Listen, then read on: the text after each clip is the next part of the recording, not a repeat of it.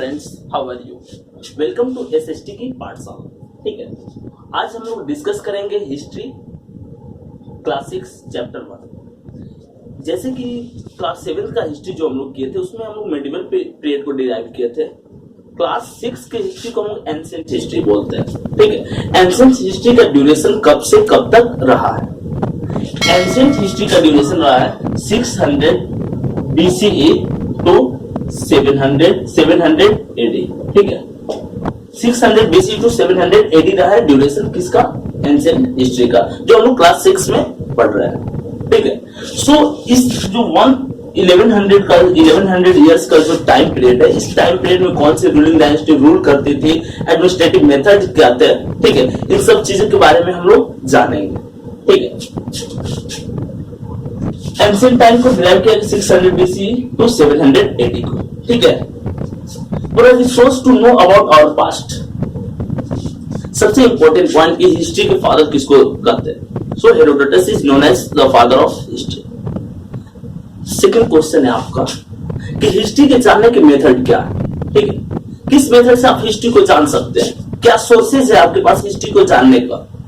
So history को जानने का जो सोर्सेज है वो है कॉइन्स, मैन्युस्क्रिप्ट, इंस्क्रिप्शंस। ठीक है, आर्कियोलॉजिकल साइट्स पे जो डिफरेंट आपको थिंग्स मिलते हैं वो आपके सोर्सेज है। ठीक है, कॉइन्स, कॉइन पर जो किंग होते थे या क्वीन होती थी, उनके रूलिंग टाइम को, उनके एडमिनिस्ट्रेटिव ड्यूरेशन जो होता था उनको, ठीक है, उनके डिफरेंट मॉन्यूमेंट्स को उस टाइम पीरियड के वो सब बना रहता था। सो हम कॉइन के हेल्प से भी जान सकते हैं कि इस टाइम में कौन सा रूलर रूल करता था, किस तरह के कॉइन्स वहां पे क्या थे, प्रचलन में थे। ठीक है, मैन्युस्क्रिप्ट क्या होता है? एंशिएंट हिस्ट्री में या स्टार्टिंग का आपका जो मेडिवल पीरियड रहा है, जब तक कि पेपर का इन्वेंट नहीं हुआ था, ठीक है, तो जो रिटन टेक्स्ट होते थे वो मैन्युस्क्रिप्ट पर लिखे जाते थे। मैन्युस्क्रिप्ट का मींस होता है hand written writing, hand written, ठीक है, ऑन पाल्म लीव्स। एक तरह का पत्ता होता है जो हिमालयन रीजन में पाया जाता है और उस पर राइटिंग लिखी जाती थी। ठीक है, वो मैन्युस्क्रिप्ट था स्टार्टिंग स्टेज में। एक अलग चीज है कि मैन्युस्क्रिप्ट जो होता है वो फ्रेगाइल होता है, इसको आप इजीली हैंडल नहीं कर सकते हैं। ठीक है, वो जल्दी डिस्ट्रॉय हो जाता है क्योंकि लिप्स ड्राई हो गए तो डिस्ट्रॉय होने के चांसेस ज्यादा रहते हैं।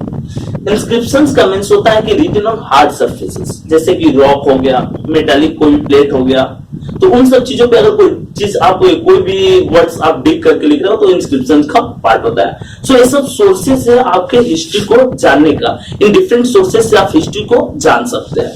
ठीक है, When people live along the bank of Narmada river, एक इंपॉर्टेंट क्वेश्चन है यहाँ पे, इस जो अर्ली सिविलाइजेशन आपका रहा है, जितनी भी वर्ल्ड की डिफरेंट सिविलाइजेशन रही है, तो किसी न किसी रिवर बैंक पे हुई है।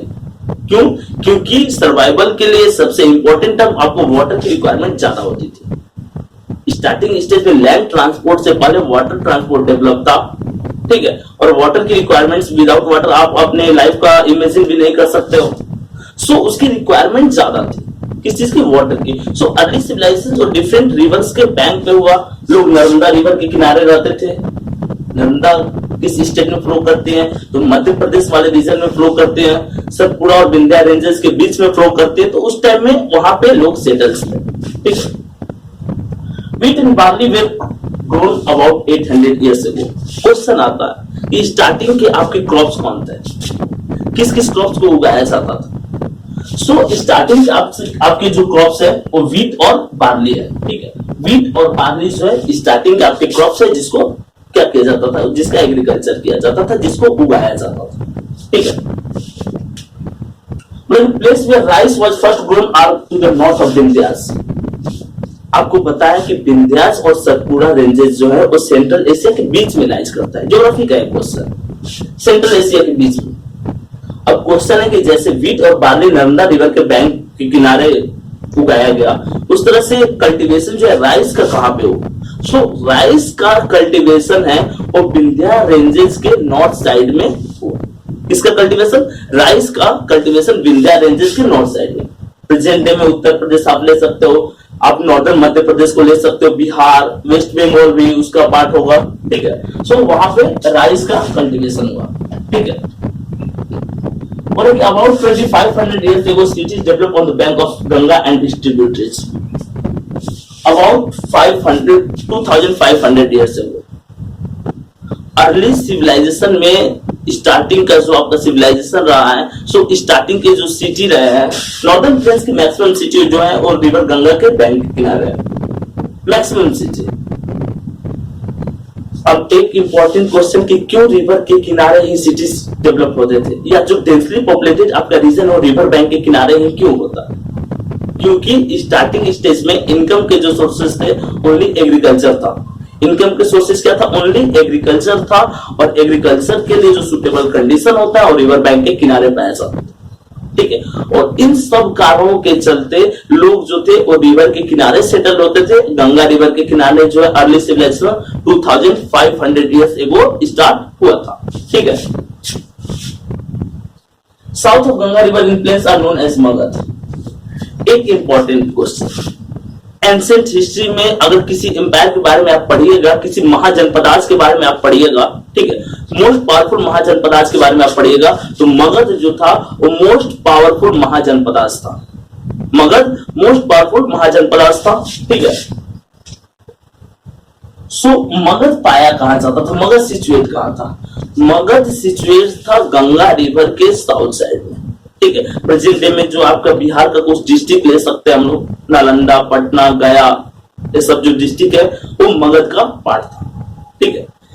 उसका जो आपका वेस्टर्न बाउंड्री है वो सोन रिवर क्रिएट करते थे। सोन रिवर नॉर्दर्न बाउंड्री जो गंगा रिवर, ठीक है। मगध जो सबसे पावरफुल एम्पायर है। क्वेश्चन आएगा नेक्स्ट आगे के चैप्टर में कि Magadh, why Magadh is most powerful mahajanapadas? क्योंकि इसके पास सुटेबल कंडीशंस थे, फर्टाइल लैंड था, फॉरेस्ट था, आयरन ओर थे, सारे चीज इसके पास अवेलेबल थे, इसलिए सबसे पावरफुल था। और एंशिएंट हिस्ट्री के जो मोस्ट पावरफुल डायनेस्टी है, मॉडर्न डायनेस्टी, वो मगध पर ही रूल करते थे, ठीक है। Men and women moved in search of livelihood and also to escape from natural disaster like flood or drought. एक और क्वेश्चन है यहाँ पे कि लोग जो थे वो एक जगह से दूसरी जगह क्यों माइग्रेट होते थे, क्यों जाते थे एक जगह से दूसरी जगह? सबसे इंपॉर्टेंट यहाँ पे क्वेश्चन है कि एक जगह से दूसरी जगह जाने का एक रीजन इंपॉर्टेंट था, वो रीजन था आपका माइग्रेशन का, फूड के सर्च में। स्टार्टिंग स्टेज में जब आपका सिविलाइजेशन डेवलप नहीं हुआ था, एग्रीकल्चर आप नहीं कर रहे थे, तो लोग एक जगह से दूसरी जगह मूव करते थे और मूव करके अपने फूड को गेन करते थे, ठीक है। नेचुरल डिजास्टर, सपोज कीजिए कि किसी पार्टिकुलर एरिया में अगर कोई रह रहा है, ठीक है, और वहां पर कोई नेचुरल डिजास्टर आ गया, तो इस सेंस में लॉट ऑफ प्रॉब्लम होती थी, लोगों को लॉट ऑफ प्रॉब्लम होती थी, ठीक है।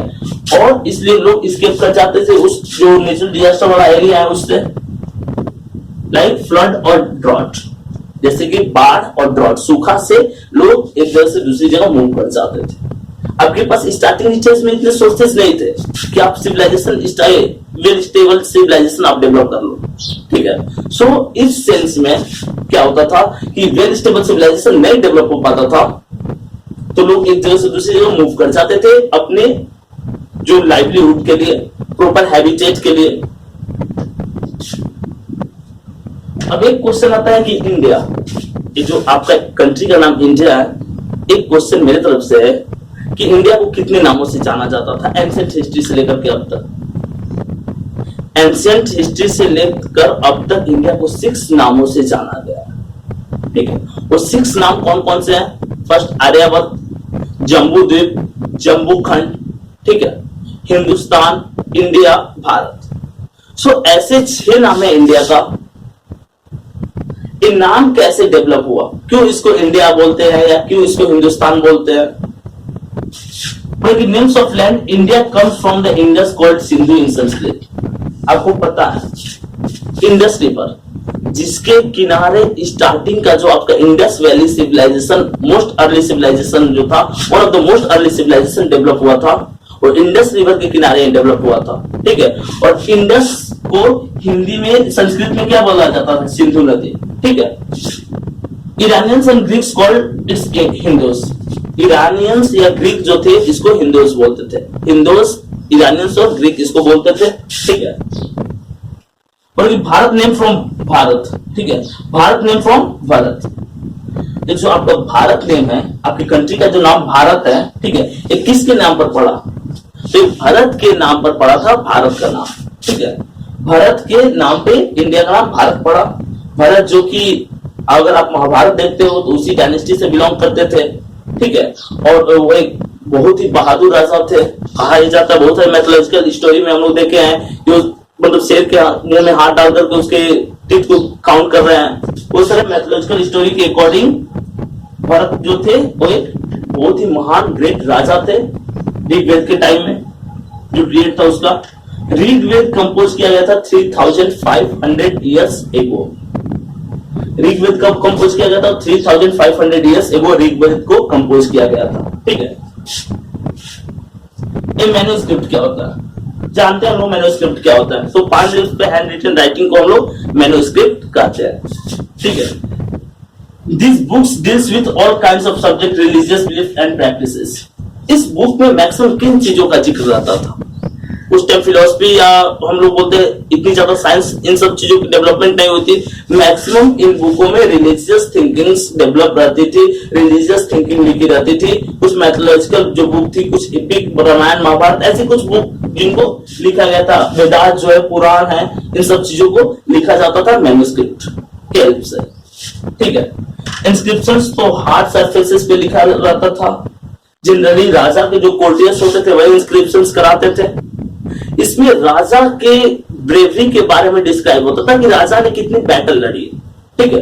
राजा के अचीवमेंट्स को इसमें लिखा जाता था और इंस्क्रिप्शन परमानेंट राइटिंग का पार्ट होता था, ताकि आने वाली डायनेस्टीज या आने वाले लोग जो है राजा की ग्रेटनेस को जान सके, ठीक है।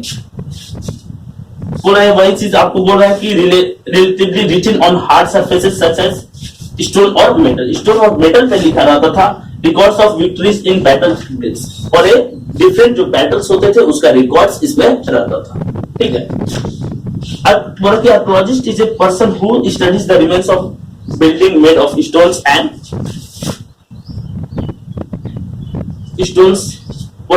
ब्रिक्स। आर्कियोलॉजिस्ट कौन होते हैं? आर्कियोलॉजिस्ट का मेन वर्क होता है कि जो आपके पास पुराने साइट्स हैं उसको डिग करने के बाद जो आपके पास जो थिंग्स अवेलेबल हैं उसको स्टडी करके बताए कि कितना ईयर्स पुराना है। इनका मेन वर्क होता है पुरानी चीजों को स्टडी करना, स्टडी करके उनके ईयर्स को कि कब फाइंड होते थे उसके बारे में बताना, ठीक है। ये आर्कियोलॉजिस्ट का काम होता है और हिस्ट्री के जानने में आर्कियोलॉजिस्ट का एक इंपॉर्टेंट रोल है। Historians use the word source to refer to the information found from past। बोला है कि और हिस्टोरियंस जो है मैक्सिमम इंफॉर्मेशन इन्हीं आर्कियोलॉजिस्ट के जो रिसर्च होते थे उन्हीं से फाइंड आउट करते थे, ठीक है। या मैन्युस्क्रिप्ट जो है, तो मैन्युस्क्रिप्ट में जो स्क्राइब्स कॉपी करते थे मैन्युस्क्रिप्ट को, तो उनके कॉमन बिलीफ्स को हिस्टोरियंस अपने हिस्ट्री का जो मेन बुक हुआ उसमें इंक्लूड करते थे, ठीक है। यहां पर हम लोग पॉइंट आउट करें कुछ अर्ली सिविलाइजेशन के बारे में कि वर्ल्ड में different early civilisation settlements world में कहां कहां हुआ, कौन कौन सा सिविलाइजेशन था, उनका टाइम पीरियड क्या था। फर्स्ट जो आपका है द मेसोपोटामियन सिविलाइजेशन, आपने इसके बारे में पढ़ रखा है। मेसोपोटामियन सिविलाइजेशन जो है वो 3500 बीसी से 500 बीसी के बीच में लाइज करता था। अगर हम लोग प्रेजेंट डे में देखें कि सिविलाइजेशन कहां था, तो इराक, ईरान वाले पार्ट में सिविलाइजेशन डेवलप था, ठीक है। नेक्स्ट जो इंडस वैली सिविलाइजेशन, ये उस टाइम के जो इंडिया था, क्योंकि पाकिस्तान तो आपका 1947 में अलग हुआ है ना, इससे पहले पाकिस्तान इंडिया का पार्ट था, अफगानिस्तान भी इंडिया का पार्ट था उस टाइम तक, ठीक है। सो ये अगर प्रेजेंट डे देखेंगे तो नॉर्थ वेस्ट पार्ट जो इंडिया का है, पाकिस्तान और कुछ पार्ट जो अफगानिस्तान का इंक्लूड था इसमें, ठीक है। और ये सिविलाइजेशन डेवलप था 3300 बीसी से 1900 बीसी के बीच में डेवलप था, ठीक है। पाकिस्तान, इंडिया और अफगानिस्तान वाला जो रीजन है वो इसमें इंक्लूड था, ठीक है। इजिप्टियन सिविलाइजेशन, पुराना नाम उसका मिस्र था, अभी न्यू नेम जो है इजिप्ट है। नील रिवर के बैंक पे ये सिविलाइजेशन डेवलप था।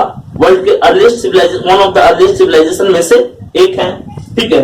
और 3150 बीसी टू 30 बीसीई डेवलप हुआ था, ठीक है, बिफोर क्राइस्ट। क्राइस्ट के जन्म से पहले वाले टाइम को बीसी से हम लोग डिनोट करते हैं, बिफोर क्राइस्ट। ठीक है, द माया सिविलाइजेशन और ये सिविलाइजेशन मैक्सिको नॉर्थ अमेरिका में डेवलप था। So 4 civilisation, first Mesopotamian, second Indus valley civilisation जिसको हम लोग सिंधु घाटी सभ्यता भी बोलते हैं, हड़प्पा सिविलाइजेशन इसका नाम है क्योंकि हड़प्पा इसका फेमस सिटी था, द इजिप्टियन सिविलाइजेशन मिस्र में जो डेवलप था नाइल रिवर के बैंक पे, और माया सिविलाइजेशन जो नॉर्थ अमेरिका में डेवलप था। ठीक है, और इस चैप्टर को हम लोग 2 पार्ट में कवर करेंगे। फर्स्ट पार्ट में आपको बताया गया है कि इसमें क्या क्या पढ़ना है, जो जो पॉइंट्स थे उसको कवर किया गया, और सेकंड पार्ट में और भी ज्यादा डेप्थ में जाकर के हम लोग इसको जानेंगे। ठीक है, सो ऐसे अमेजिंग वीडियो के लिए, अमेजिंग एक्सप्लेनेशन के लिए आप एसएसटी की पाठशाला को लाइक करें, सब्सक्राइब करें और शेयर करें। मिलते हैं नेक्स्ट वीडियो के साथ।